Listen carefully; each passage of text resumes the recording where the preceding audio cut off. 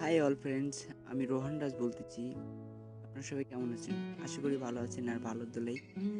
তো আজকে আমি যে বিষয়টা নিয়ে টিউটোরিয়াল করতে যাচ্ছি, সেই বিষয়টা হচ্ছে মাউস। আসলে আসলে সাধারণত আমরা ফোনে ফোনে মাউস ইউজ করে থাকি না। উম, সাধারণত আমরা মাউস ইউজ করে থাকি কম্পিউটার, পিসি, ল্যাপটপ এগুলা থেকে। তো আমি যদি বলি আজকে ফোনেও মাউস ইউজ করা যায়, তো কথা না বাড়িয়ে আমার টিউটোরিয়ালটা শুরু করি। প্রথমে সেটিং থেকে একদম লাস্টে যাব, যে এই যে সফটওয়্যার ভার্সন, এখানে ডাবল টাচ করতে হবে ৪টা ৫টা।